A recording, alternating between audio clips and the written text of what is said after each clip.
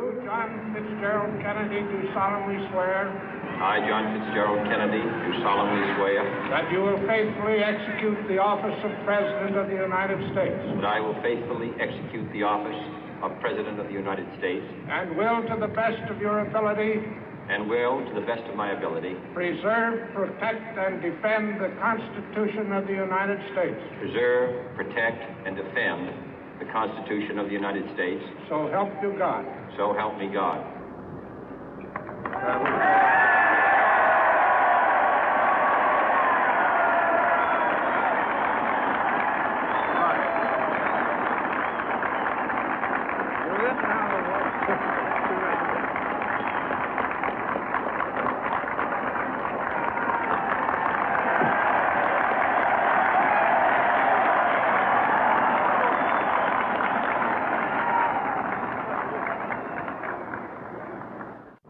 Vice President Johnson, Mr. Speaker, Mr. Chief Justice, President Eisenhower, Vice President Nixon, President Truman, Reverend clergy, fellow citizens.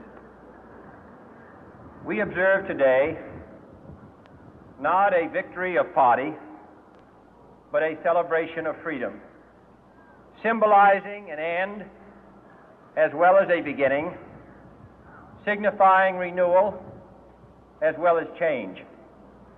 For I have sworn before you and Almighty God the same solemn oath our forebears prescribed nearly a century and 3/4 ago.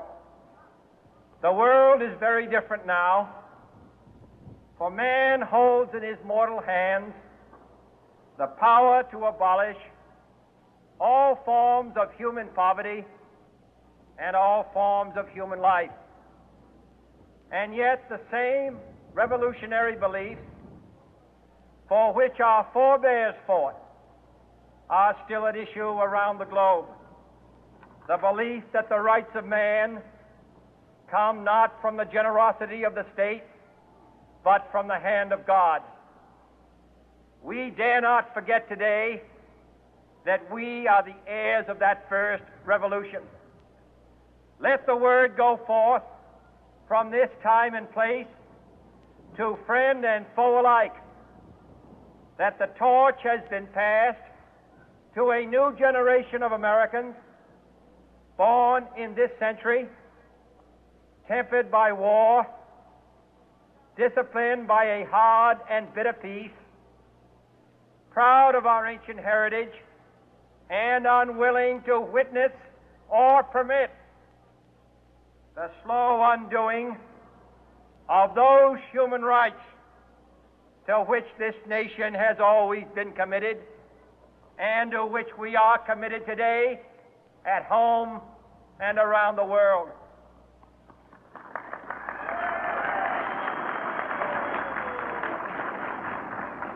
Let every nation know, whether it wishes us well or ill, that we shall pay any price, bear any burden, meet any hardship, support any friend, oppose any foe to assure the survival and the success of liberty.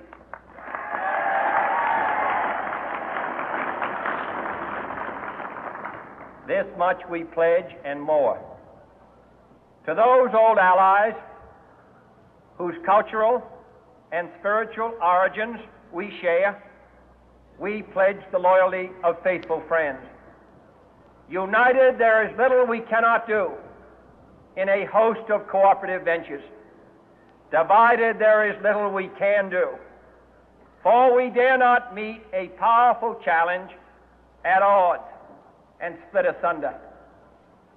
To those new states whom we welcome to the ranks of the free, we pledge our word that one form of colonial control shall not have passed away, merely to be replaced by a far more iron tyranny. We shall not always expect to find them supporting our view, but we shall always hope to find them strongly supporting their own freedom, and to remember that in the past, those who foolishly sought power by riding the back of the tiger ended up inside.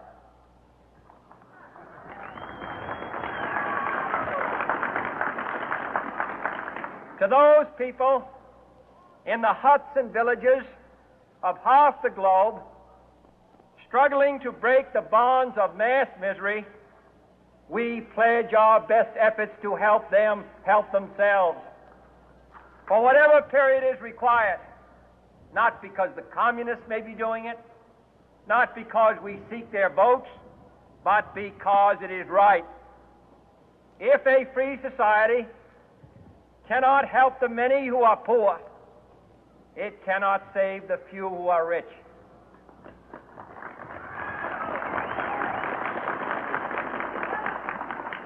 To our sister republics south of our border, we offer a special pledge to convert our good words into good deeds, in a new alliance for progress, to assist free men and free governments in casting off the chains of poverty. But this peaceful revolution of hope cannot become the prey of hostile powers. Let all our neighbors know that we shall join with them to oppose aggression or subversion anywhere in the Americas. And let every other power know that this hemisphere intends to remain the master of its own house.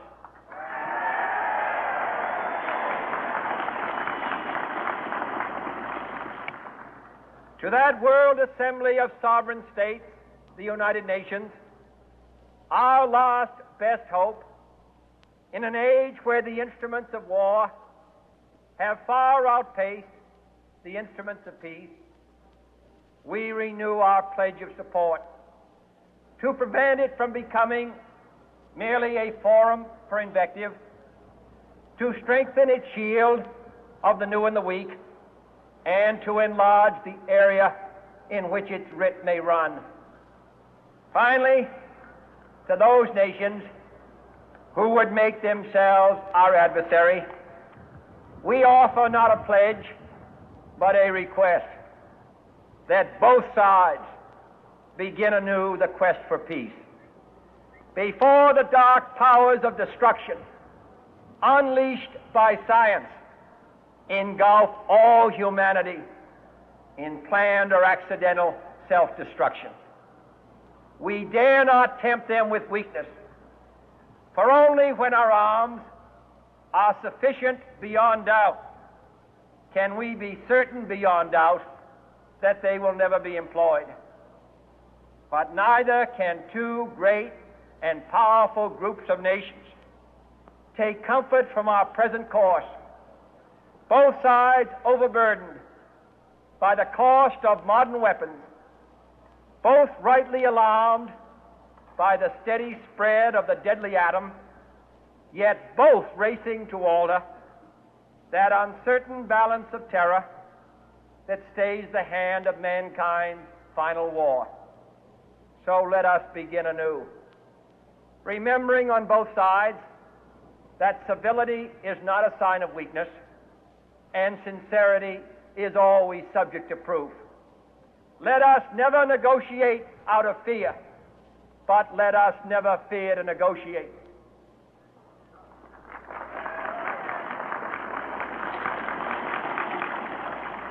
Let both sides explore what problems unite us, instead of belaboring those problems which divide us.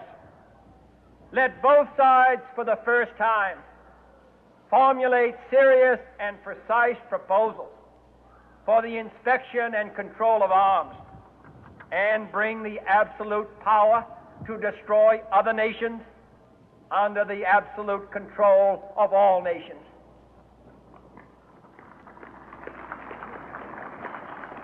Let both sides seek to invoke the wonders of science instead of its terrors. Together, let us explore the stars, conquer the deserts, eradicate disease, tap the ocean depth, and encourage the arts and commerce. Let both sides unite to heed in all corners of the earth the command of Isaiah to undo the heavy burden and let the oppressed go free.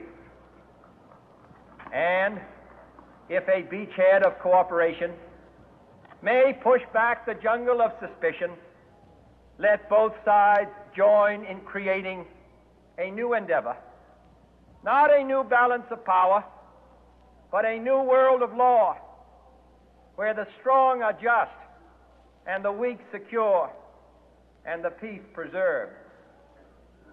All this will not be finished in the first 100 days, nor will it be finished in the first 1,000 days, nor in the life of this administration, nor even perhaps in our lifetime on this planet.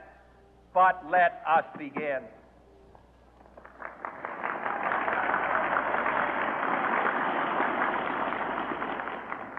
In your hands, my fellow citizens, more than mine, will rest the final success or failure of our course. Since this country was founded, each generation of Americans has been summoned to give testimony to its national loyalty. The graves of young Americans who answered the call to service surround the globe. Now the trumpet summons us again, not as a call to bear arms, though arms we need, not as a call to battle, though in battle we are, but a call to bear the burden of a long twilight struggle, year in and year out, rejoicing in hope.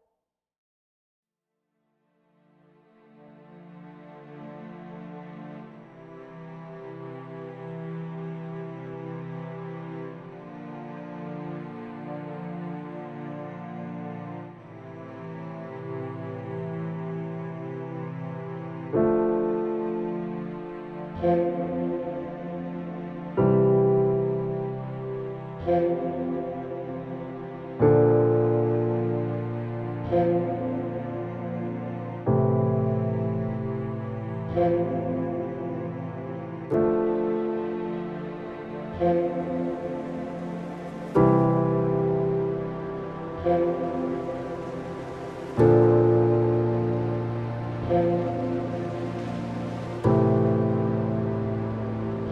you.